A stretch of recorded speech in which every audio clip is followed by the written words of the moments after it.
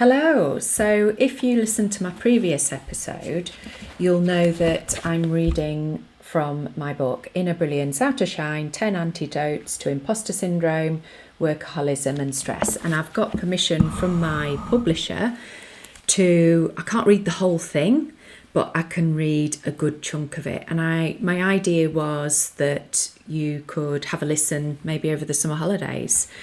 So we're up to chapter 2. Sorry, not chapter 2. We're on chapter 1. I've read the introduction in the previous podcast episode, which will give you an idea of what all the chapters are and what you've got to come. So chapter 1 is entitled Antidote number 1, Know Your Co-ordinates.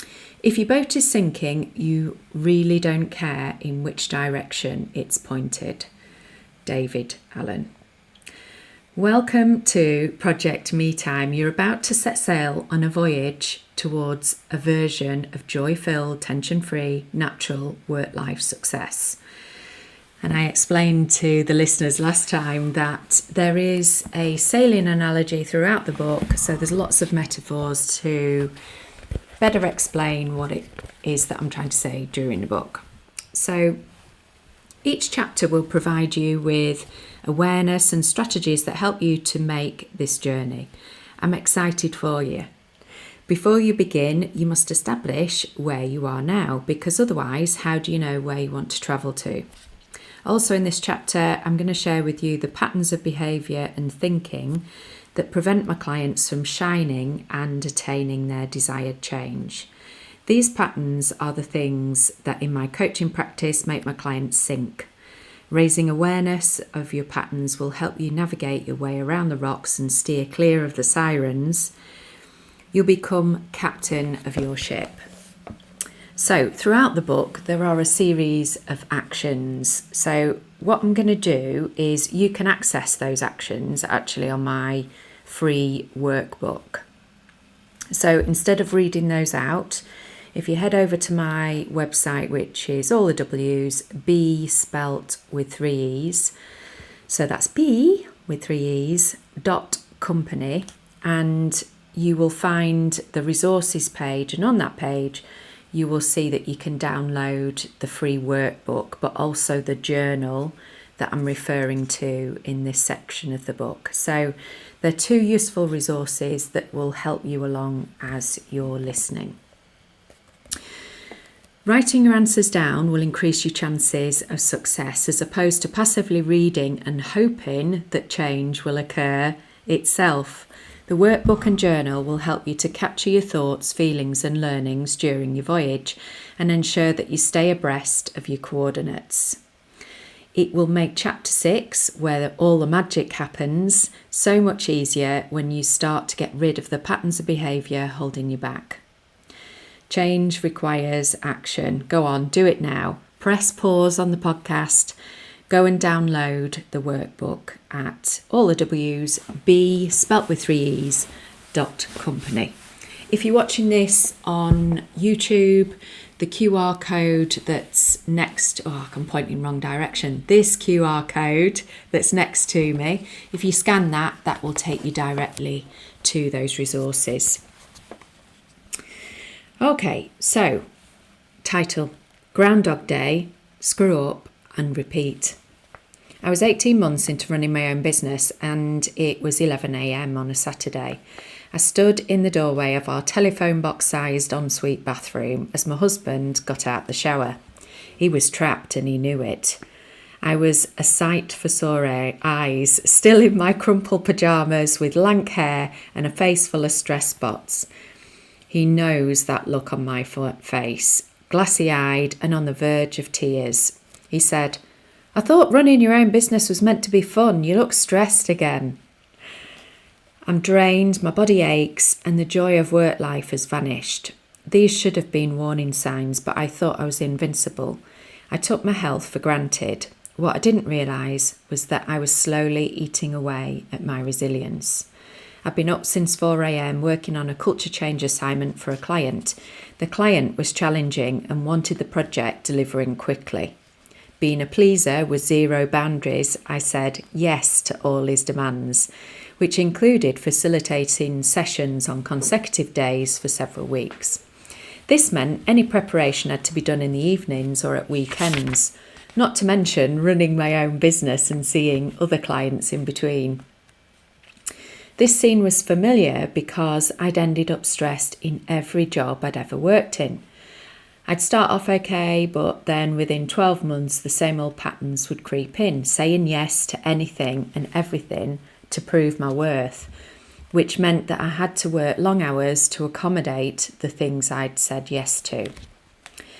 My boss in my last job asked me if I could write a course on stress management. When I began researching the subject, I realised I already had 4 books on the topic, one for each job. And that's because every time stress built up, I would firstly blame it on the job and then go and buy a new book and find a magical cure.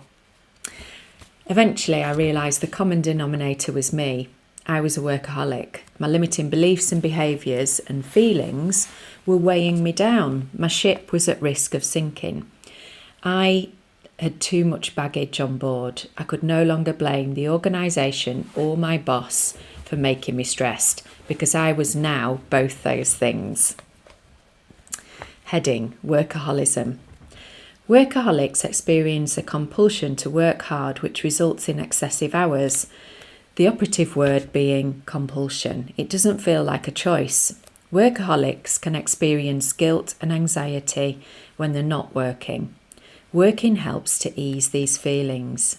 In a huge study which examined the data of 16,426 working adults, they were able to identify connections between workaholism and mental illness.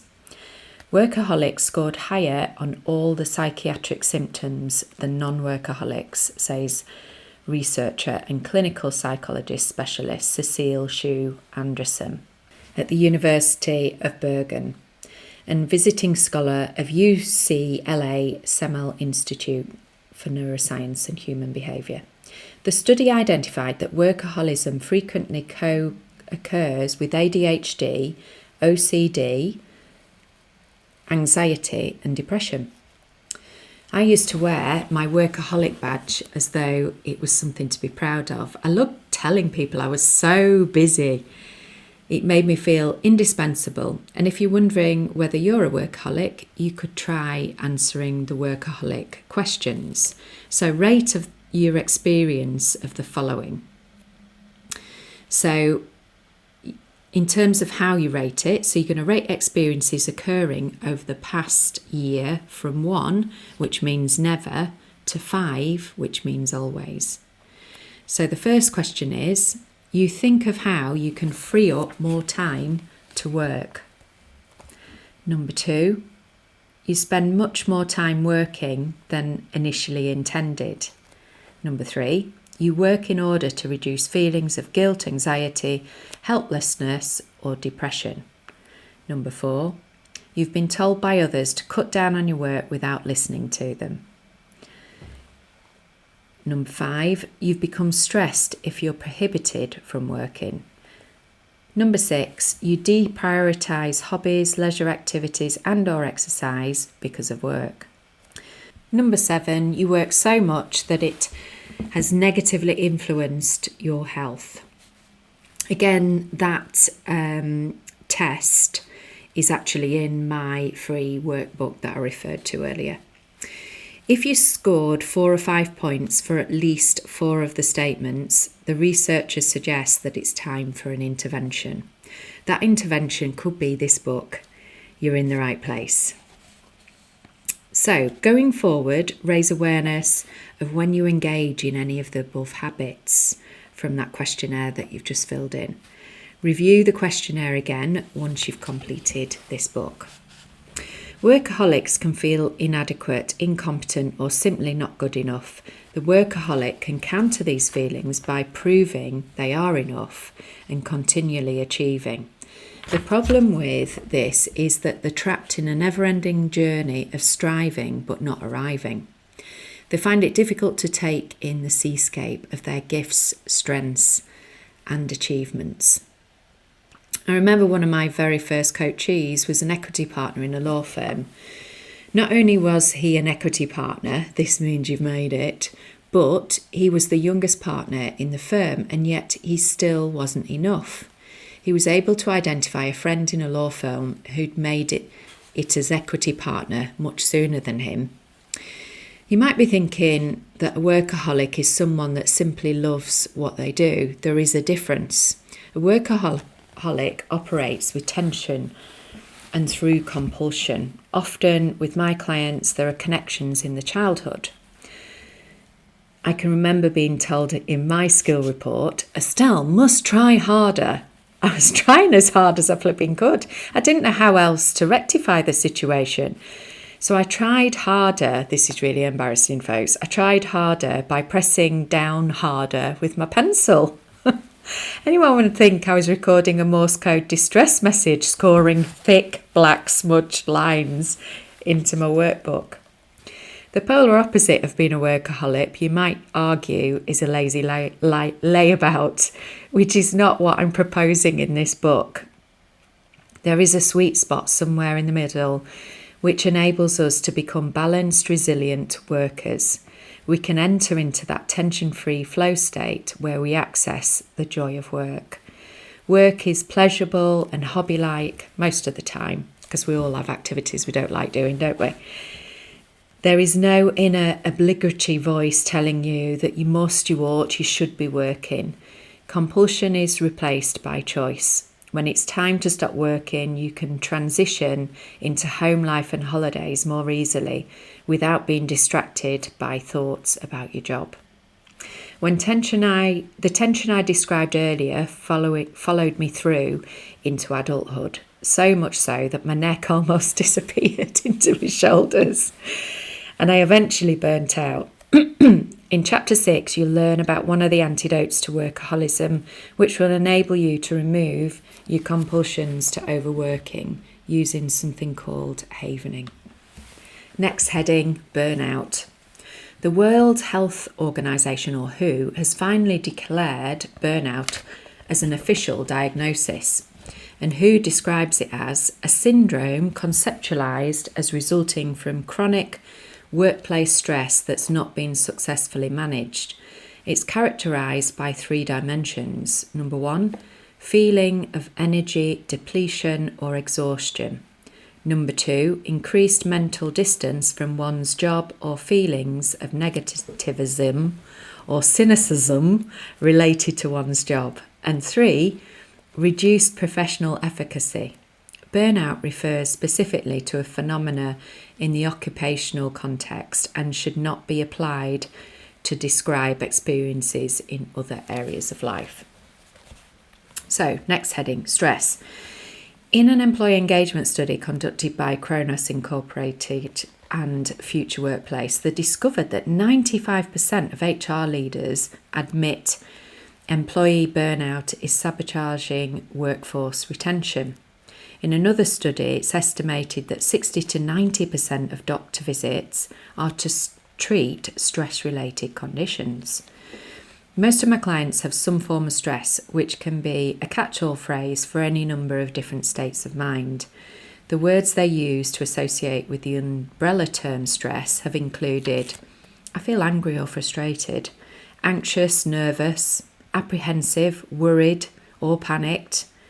You'd be surprised, folks, how many of... So I work with really amazing individuals, successful executives, people that have really made it.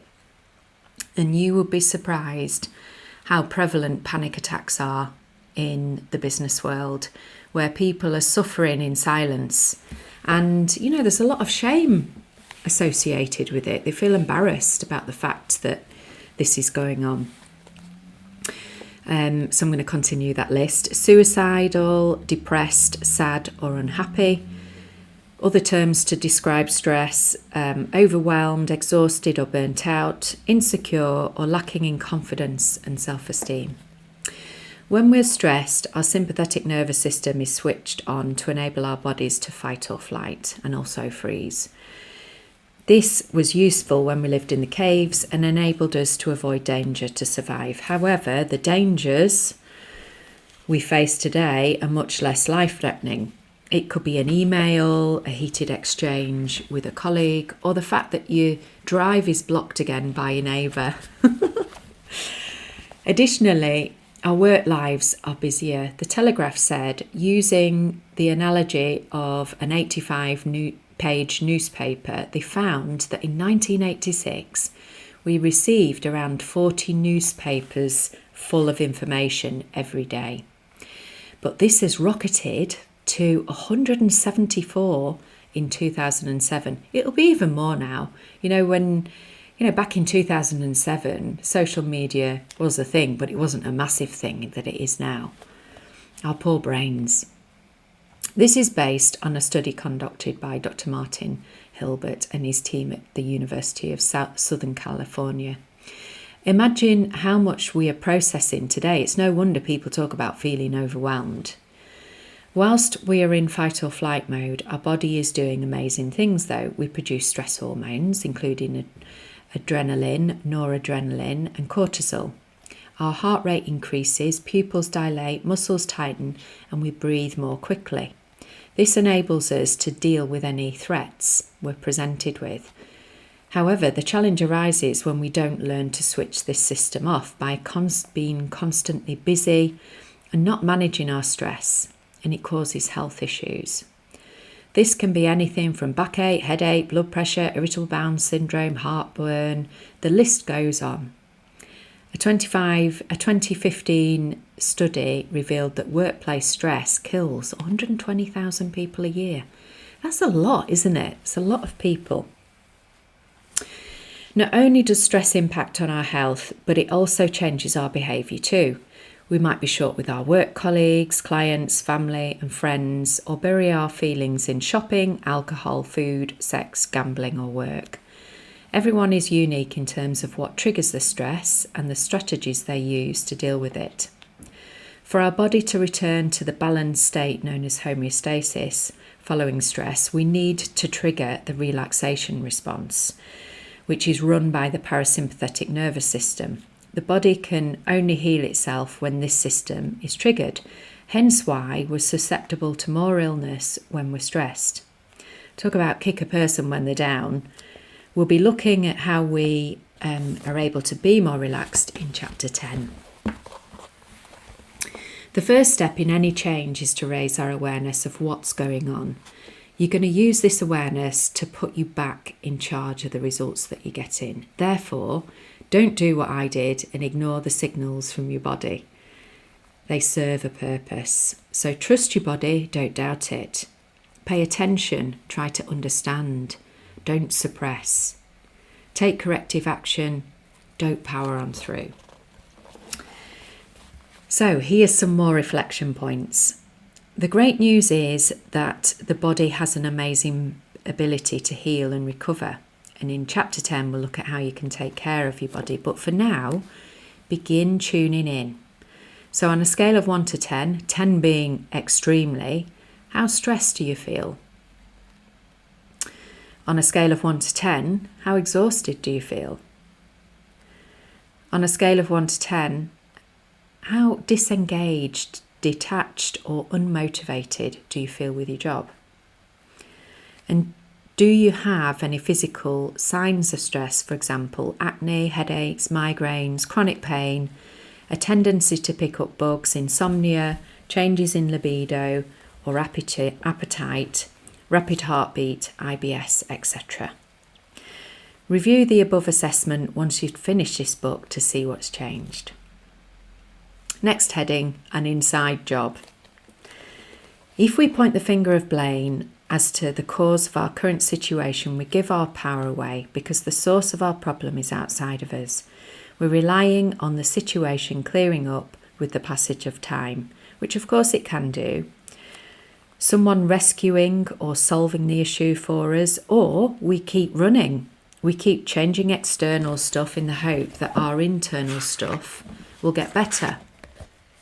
When I was employed as the head of HR at a law firm, each time I felt insecure or worried about something, I would pop down to the managing partner's office for a chat. I loved my boss, he was lovely. I was reliant on his encouraging words, so external stuff, to make me feel better. My boss was the kind of man he was a kind man and very astute at making character assessments. As someone who practiced childcare law, he was used to interpreting what wasn't being said. One day, as I sat twisting like a 5-year-old on my office chair, he said, "You've come down for a pet talk, haven't you?" I felt so embarrassed I'd been found out. Craving reassurance. Heading. He was holding the mirror up. At that moment, I realised my self-esteem was reliant on what other people thought of me. I would go on, trying to prove I was good enough, an okay person, and that people valued my contribution. I was trapped in a cycle of justifying my existence. This was a flawed plan, though. I'd resigned from my position and was about to set up my own company B. I wouldn't have anyone to tell me I was doing okay once I started working on my own. Now, ladies and gentlemen, do you know what I do now? I get AI to check my work now. It's brilliant. It's like having an assistant. If the only way we can maintain our self-esteem and stay afloat is by relying on the positive reassurance of what other people are saying, If the only way we can maintain our self-esteem and stay afloat is by relying on the positive reassurance buoyancy aids that other people throw us, what happens when there's no one around, or they forget, or it's just not their style to give compliments? We can feel resentful that people aren't more forthcoming. We can become vulnerable when the waters get choppy and we're exhausted. We're also not in charge of when people throw us those acknowledgements. If we are building competency in a new skill, feedback is important. However, if we're in the habit of craving reassurance, having already built competence, that probably needs looking at. Just as an addict needs their drugs to feel okay, we mistakenly get trapped in a cycle of needing praise to feel okay. Notice how I don't say awesome, amazingly talented being. The clients that fit into the group of people I'm writing this book for, I include my old self here too, wouldn't dream of thinking that way. The imposter within is always undermining, doubting, and keeping any positive thoughts about themselves at bay. They get used to minimizing themselves, shrinking the space that they occupy. Title: Shrinking Your Space. Have you ever sat in one of those swanky car showrooms? I love to people watch. I'm half working, half listening in to some of the conversations and take time to notice those that shrink and those that take over space. For example, some people talk loudly and importantly on the mobile phones, quite happy to disturb the peace of others, impolitely continuing their conversation whilst the service technician waits patiently. You could argue they're owning the space. I would argue that they're invading space, disrespectfully taking the time and energy of others. They come from a position of superiority and arrogance. No feelings of imposter syndrome going on there. Flash Harry or Henrietta acting like they own the place. Never mind your spot. These are the characters we need to be on alert for. Time and space stealers. We'll look at how we manage our time and people boundaries in Chapter 7. Then there are those at the other end of the spectrum who look unsure, nervously darting their eyes around the showroom, wondering what the protocol is for getting a fancy coffee, then apologising for disturbing the barista and asking them to do the job, shrinking their body and voice, moving in an uncomfortable, self-conscious way, unable to acknowledge that they're entitled to be there too, not recognising that their hard-earned cash is as worthy as anyone else's sat in the waiting area.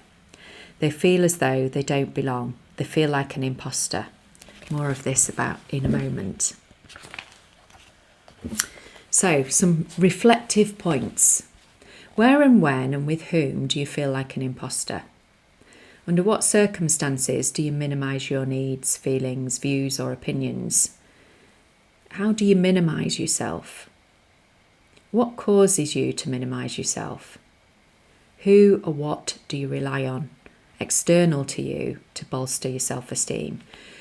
So all of those points, for those of you that are journalers, you can either use the free journal that accompanies this book, which is a journaling process. It's also a self-coaching model. It's a coaching model that actually, if you're a leader, you could use with your team. Or just simply get yourself a notebook. And so every time I read out some reflection points, you could pause the podcast and reflect. So next heading, Imposter Syndrome. I once worked with a client called Mark who was on the board of a PLC. Again, pretty successful, eh?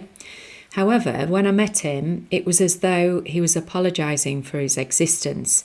He said sorry half a dozen times in the space of 90 seconds. As I began exploring how his behaviours played out at work, he said he felt invisible. I'm intrigued by metaphors that people use to describe themselves and how they embody what they believe through their actions and behaviour. Mark wanted to have more presence in the boardroom. I asked him to describe the scene during meetings with the board. He said that he would typically turn up last minute in a fluster, sit in the least obvious position around the table, and would then physically move his chair back away from the group so that he was invisible. He would also make his physiology small as possible and take on the role of submissive note-taker. I fed back my observations and asked him how long he'd been justifying his existence and feeling invisible. And he said, "Since I was a little boy, I was told that I should sit on the reserve bench and I wasn't good enough to play." Mark had imposter syndrome going on. Have you ever looked around and wondered, what am I doing here? Do I deserve this? Should I be at this boardroom table, fancy social event, company, etc.? Surely someone is going to tap me on the shoulder and tell me that there's been a mistake, that I don't belong. My first career experience of imposter syndrome was when I was 20. The business was running an organisational change initiative to encourage employees to cut costs. I was working for a company that made cellulose acetate for let me get my teeth in, people, for photography film. And we know what happened to photography film industry, don't we? And the MD, now my husband, Mr. Reed, told us about the emergence of digital photography, which I thought sounded like science fiction, and how it was going to be tough for our industry to survive, hence an initiative. There were a limited number of places on the programme, and much to my surprise, I was selected as someone had dropped out, and I was the understudy. I'd managed to brush this fact aside when I overheard a colleague in the loos saying, "What's that piddly Estelle doing on the course? She's the most junior person in the organisation. What contribution can she make?" People with imposter syndrome attribute their success and achievements down to luck, or others mistakenly believing that they're better than they are. The term was first coined by Dr. Pauline R. Clance and Suzanne Imes in their 1978 article, and it was thought initially that it used to impact high-achieving women. Since then, it's been identified that it affects both men and women equally. Imposter syndrome is something I see often in my office. I sit astonished as I listen to my clients, who are usually already very successful, undervalue themselves. It's almost as though they have a form of work dysmorphia. Take Leo, for example, who is a partner in one of the largest law firms in the UK. He earned as much as I made in a year in his bonus, and yet he still hadn't made it. He still wasn't a success. In his head, he still wasn't valued by the firm he part-owned. He still wasn't enough. Next heading, not good enough.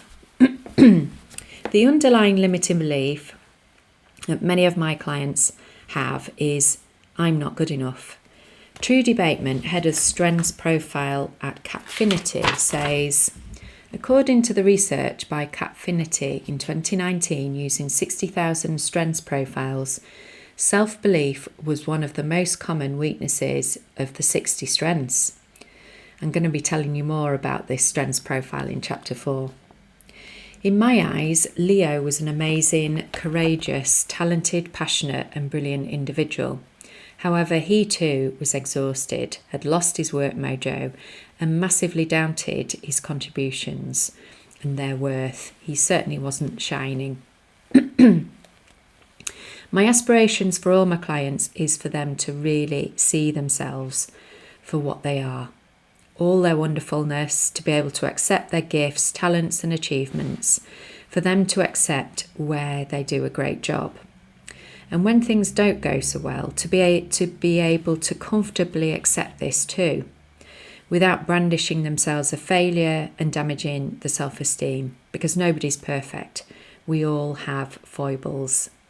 I believe we all have the potential to be brilliant in our own way. We can't all have the same talents and abilities, which is actually great news. We need to celebrate our uniqueness and stop denying our greatness. Embrace it, own it. Next heading, getting stuck in denial. One of the thinking traps which prevents change in my clients is denial. Denial of their treasure trove of talents and abilities. Denial that something needs to change. When I first got diagnosed with ME, it was tough. I felt scared. I was aware that some patients spent years in bed and had to use a wheelchair. For some, the body had given up completely and they'd died. There were days when I could have happily stayed in bed, probably for weeks. I could barely walk across the road. I was unable to lift my daughter out of a car seat. I didn't have the strength to make the beds. I had to sit on the floor whilst I emptied my laundry bin.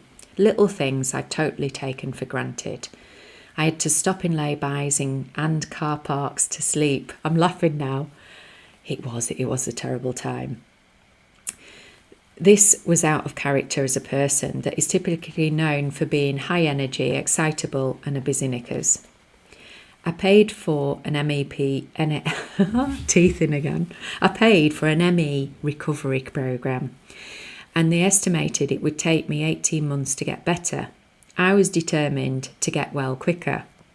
I thought I could buck the trend, always the achiever, even during illness. I can remember saying to my husband, I'm not going to take 18 months to recover. Anyway, I don't have time to be ill. So I booked myself into a health spa for 3 days and I thought, that'll do it. I'm sat here laughing as I type this. I'm smiling as I read it. I was both naive and arrogant. I checked into a spa and I was sat on what can only be described as a chintzy Barbie doll hotel bedroom. I was waiting to speak to my nutritionalist as part of my treatment. I'd had my adrenal glands tested and she was calling to give me the results. The phone began vibrating on the plastic bedside cabinet. It was my nutritionalist. As she spoke, I was willing her to tell me it was all in my head. The diagnosis had been a big mistake and there was nothing wrong with me. It was one of those conversations that seemed to be playing out in slow motion as she confirmed that my adrenals were about as worn out as they could have been. She said, for them to be in this state, you must have been stressed for a very long time. I couldn't connect to what the nutritionalist was saying. I didn't feel stressed. I couldn't think of any big events that could have caused my stress. And this was because I was perpetually stressed.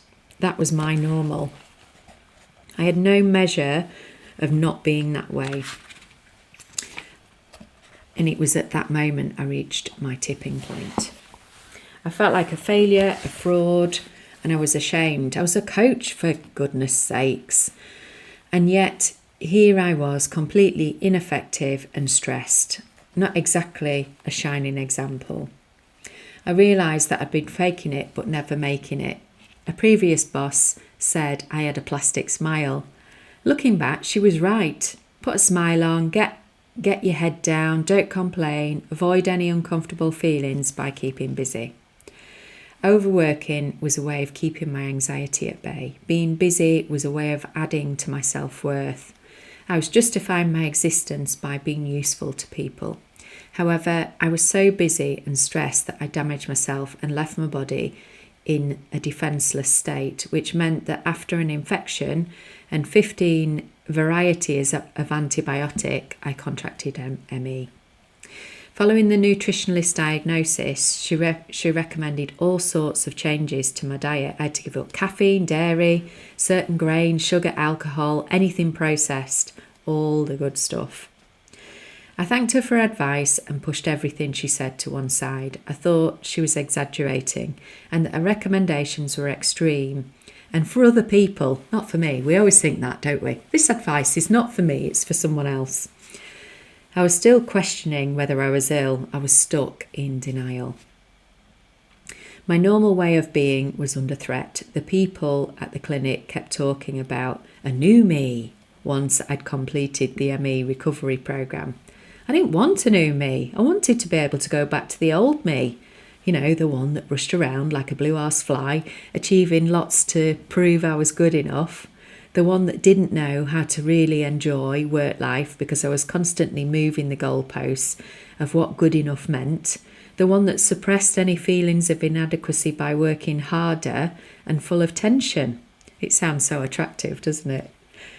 I didn't know all of that until I moved beyond denial. If we deny what's going on, we don't need to take any alternative action, do we? Elizabeth Kubler-Ross, a doctor in Switzerland, studied dying people and discovered that when we experience loss, we go through a cycle of emotional states. In the ensuing years, it was found that we can experience these emotional states in a variety of situations when we receive bad news or face difficult change. This could be anything ranging from hearing negative feedback from your boss to learning about the loss of a loved one. I've seen several iterations of the Kubler-Ross cycle, but I find this one useful in business. So stage 1, shock, denial, and rejection of facts. Stage 2, anger, defensiveness, and pointing the finger of blame. Stage 3, rationalisation, the realisation of the inevitable, which leads to negative feelings. Stage 4, acceptance, ready to plan and explore solutions. Stage 5, growth, changes have been implemented and integrated. When I work with my corporate clients, I ask the coachee's sponsor to complete a form which gets them to explain what the current issues are and where they would like the coachee to move to. Not only does the coachee potentially receive bad news, but they're faced with change, the desired outcome from the sponsor's perspective. I then get the sponsor to share this information with the client before they come to their coaching session. This is because of the Kubler-Ross cycle. I want them to have had time to digest the feedback so that they're moving towards acceptance, which I've just described above. With most of my clients, this works like a treat. However, Elizabeth ended up losing her position because she got stuck in denial. Accepting the feedback given by her boss would have meant that she was wrong and that she always needed to be right. This was part of the reason she'd been sent for coaching. Her overbearing style was having an impact on her team to the extent where they'd given up trying to solve problems or use their initiative. She operated on a my way or the highway style of leadership. Additionally, they would get screeched at if they made mistakes. When she arrived for a session, there was no social niceties. She stood on the doorstep with flared nostrils, drumming her perfectly manicured nails against my porch. She said, "This is going to be a complete waste of time," and marched past me up to my office. We started the session. I'm just flashing back to the moment. It was quite funny looking back. We started the session by revisiting the sponsor goals and feedback. She was able to provide counter-arguments for every point made by a boss. So I decided to take a different tack.